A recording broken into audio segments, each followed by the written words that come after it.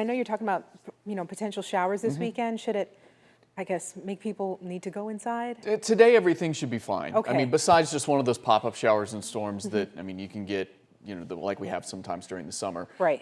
The threat for that, pretty low. I mean, your chances of seeing one pretty low. Tomorrow, yeah, a little bit of changes. It's not going to rain all day long or anything like that every single place in North Texas, but there will be kind of an increasing chance for rain, especially during the afternoon and then into the evening hours. Okay. So kind of tomorrow's the start of what will be kind of our really rainy pattern for us as we head into the upcoming week. And we obviously desperately need the rain here in North Texas, just how dry things are recently. And we went, so far with so long without measurable rain in DFW, and the drought conditions continue to get worse. I'm not saying that every single one of our local lakes is going to be full by next weekend at all, but here's hoping that some of them at least head in the positive direction between now and next weekend because of the rain that we're going to have. In the meantime, Ray Roberts is 1.5 feet low. Louisville's 3 feet low. Lavon's 4.5 feet low. Ray Hubbard is 3 feet low. Benbrook now is down to 10 feet low, and Joe Poole's about 3.5 feet low. Off to the north, Texoma is 2 feet low. Tawakoni is 4 feet low. Cedar Creek now is 5 feet low. Richland Chambers is 4.5 feet low. Obviously, pretty much every single lake in North Texas is low,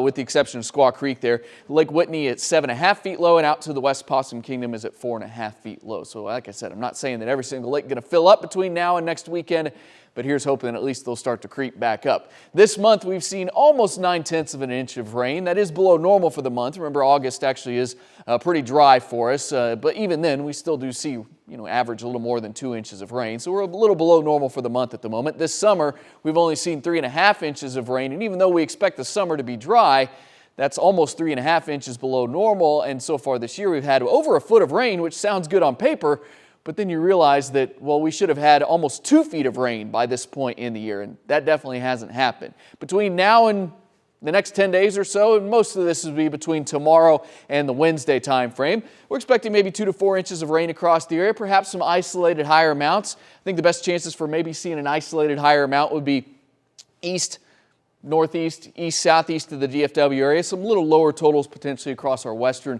and northwestern locations. All right, let's talk about what's going to happen the rest of the weekend and into next week. Today, not much. It's hot, it's humid, maybe a spotty shower or storm. Tomorrow, increasing coverage of rain, but not an all-day rain. So there's your spotty activity around during the day today, just a hit or miss shower or storm. Overnight tonight, not a lot happens either, but we could see, maybe a spotty shower or thunderstorm out there. I think your better chances for rain as we head into the morning hours will be along the Red River and in our northwestern locations. But all of that activity will continue to drift off to the east during the morning hours tomorrow, maybe starting to creep down into the DFW area. Then there you can see a little bit better chance for some rounds of showers and storms during the afternoon and evening in and around DFW. So for DFW, unless this bulk of rain that's up near the Red River somehow moves into DFW tomorrow morning, I think the better chances for rain tomorrow for DFW will be during the afternoon and evening hours. But even then, it's just kind of some rounds of showers and storms, some of which could be a little bit heavy during the day tomorrow. So it's a 60% coverage or so, but then you head farther north and your coverage definitely increases during the day tomorrow. Tomorrow night and into Monday morning, I think there's a better chance at more widespread soaking and potentially heavy rain or rounds of heavier rain, and that's where we could see some of those localized flooding issues pop up Sunday night and into Monday morning. And your Monday morning